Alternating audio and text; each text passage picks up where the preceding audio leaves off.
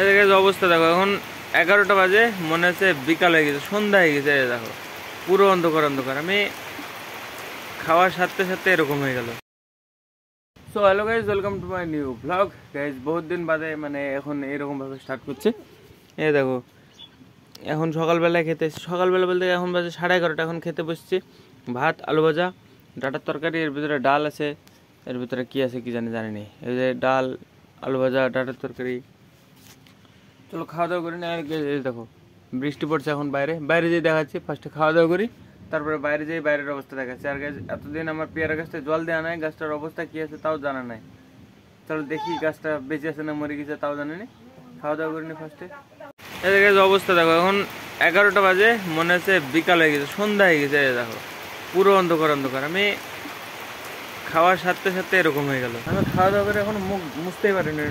দেখো মুখ মুছলাম, এই দেখো অবস্থা এরকম হয়ে গেল। রাত্রি মানে সকালবেলা থেকে হঠাৎ সন্ধ্যাবেলা হয়ে গেল। দেখো কি অবস্থা, মানে এখনই থাকতে থাকতে আবার এখনই এরকম অন্ধকার হয়ে গেল পুরো।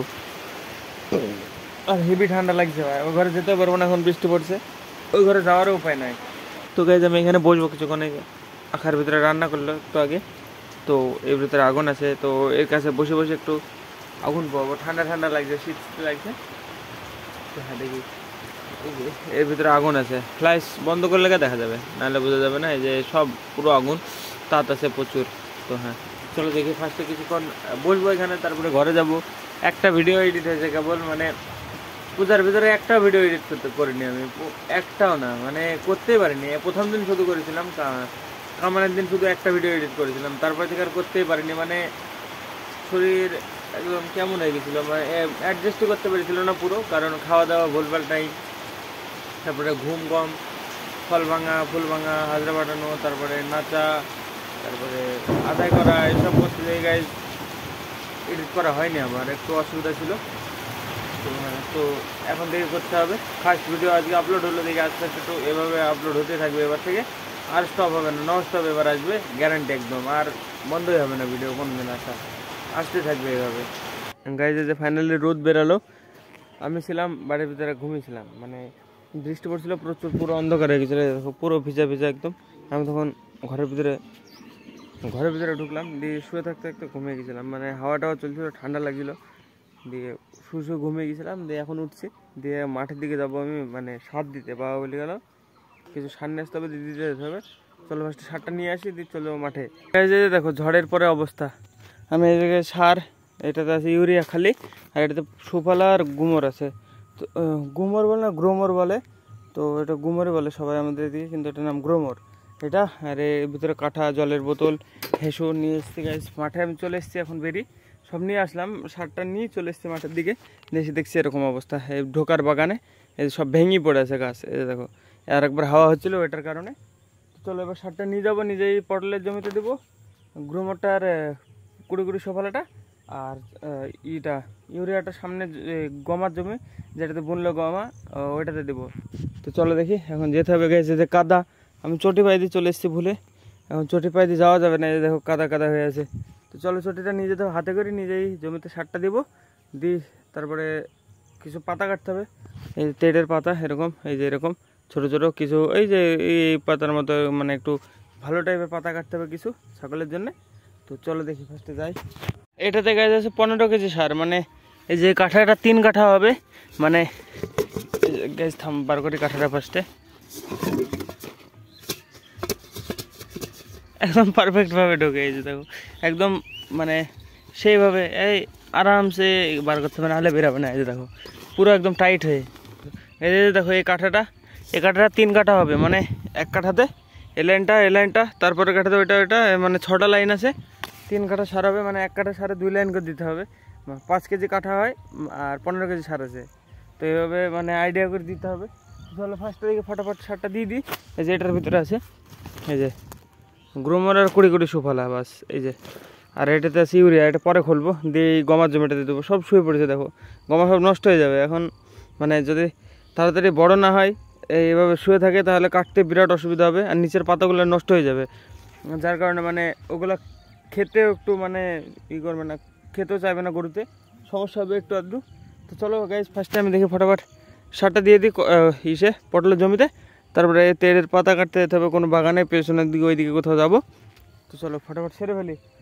আর এখানে কোনো স্ট্যান্ড খুঁজ কিছু নাই, সব নিয়ে চলে গেছে বাড়িতে। তো এখানে ফোনটা রাখাও যাবে না, দেখাতেও পারবো না। তো আমি নিজে নিজে ফটাফট দিয়ে দিই,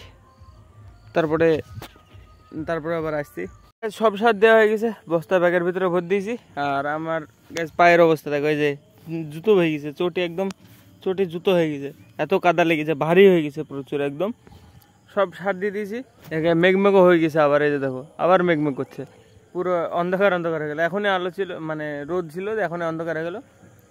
এবার যাই দেখি বাগানে এই সাইড পেছনের দিকে যাব, যে কটা পাতা কেটে নিয়ে আসি, দিয়ে বাড়ি চলে যাবো। তো চলো দেখি ফটাফট কেটে নিয়ে আসি, নাহলে আবার বৃষ্টি শুরু হয়ে গেলে ঠান্ডা লাগবে। আর একবার দুপুর যখন বৃষ্টি হয়েছিল 11:30টার সময়, এত ঠান্ডা লাগছিল, ঘরের ভিতরে গিয়েছি আমি, শুয়ে ঘুমিয়ে গেছি সাথে সাথে, আর উঠিনি। তো উঠে আবার সার দিতে আসলাম আবার। তো চলো এবার যাওয়া যাক, দেখি কটা পাতা কেটে নিয়ে আসি। গাইজ এই যে এতগুলো কাটলাম, দেখো 1 ঘন্টা লাগলো, 5টা 10 বাজে এখন, এতক্ষণ আমার কাজ ছাড়া। এবার যাবো বাড়িতে। এই যে পাতা কটা নিই, এগুলো ছাগলের জন্য, মানে ছাগল না খেয়ে ভেবাই শুধু। আর কদিন শিব পূজার মধ্যে ছিলাম আমি, যার কারণে সব নিয়ে যাওয়া হয়নি, বাবাও নিয়ে যায়নি।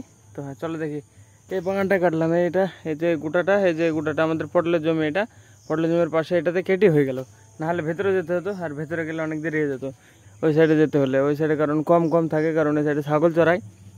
তো হ্যাঁ চলো দেখি এগুলো নিয়ে যাই, নিয়ে বাড়ি যাবো। যেই খাওয়া দাওয়া করতে হবে আবার, মানে আমি সেই সকালবেলা 11টার সময় খেয়েছি, এখন 5টা বেজে গেছে। তো হ্যাঁ চলো দেখো, এখানে বস্তা হেসু সব পটলের জমির ওই আলে আছে, ওগুলো নিবো দিয়ে চলে যাবো। হেসু বলছি, হেসু তো এখানে আছে, নাহলে পাতা কাটলাম কি দিয়ে। হেসু এখানে যখন বস্তা, ব্যাগ আর কাঠা, জলের বোতল এসব আছে। তো চলো। তো গাইজ ফাইনালি হয়ে গেছে আমার কাজ কমপ্লিট। এই যে সাইকেলে রেখে দিয়েছি সব, এই যে কলা, একটা কাঁদি পেলাম, আর কটা পাতা।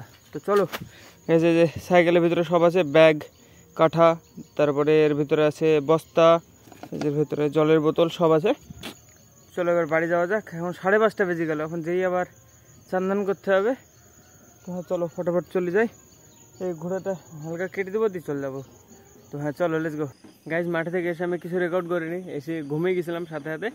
দিয়ে মানে শুয়ে, মানে ঠান্ডা লাগছিলো, তো আবার ঘুমিয়ে গেছিলাম। দিয়ে উঠলাম এখন, দিয়ে যে হাত মুখ ধুলাম, অনেকটা রাত্রি হয়ে গেছে এখন। মানে এখন আর কিছু রেকর্ডও করা যাবে না, তো ভাবলাম মানে এটুকুনা করে দিই, এডিট করে আপলোড করে দেবো। মানে এরপরে আর কিছু রেকর্ডও করা যাবে না, এখন মানে রাত্রি হয়ে গেছে, আর এখন কোথাও যাবো না, কিছু করবো না। তো ভাবলাম মানে যেটুকুনা হয়েছে ওইটুকুনা এই রেকর্ড করলাম, তো ওইটুকুনা এন্ড করে দিই। এখন গাছ, পেয়ারা গাছটা চেলে দেখাতে পারবো, কিন্তু এখন রাত্রিবেলা অন্ধকার দেখানোর থেকে ভাবছি কালকে সকালে ব্লগে ভালোভাবে দেখিয়ে দিব। কালকে বা পরশু দিন বা কোনোদিন একদিন সকালে ব্লগে দেখিয়ে দিব, সকালবেলায় বা কালকে রাত্রেবেলায় দেখিয়ে দিতে পারি, ঠিক নাই। তো চলো গাইস, আজকে ব্লগ এখানে শেষ করছি। ব্লগ বলে অবশ্যই লাইক করে দিও, চ্যানেলটা তুলে সাবস্ক্রাইব করে দিও। দেখা হবে বন্ধুদের লাগে, ধন্যবাদ ভিডিওর জন্য, টাটা। গাইজ মাঠ থেকে এসে আমি কিছু রেকর্ড করিনি, এসে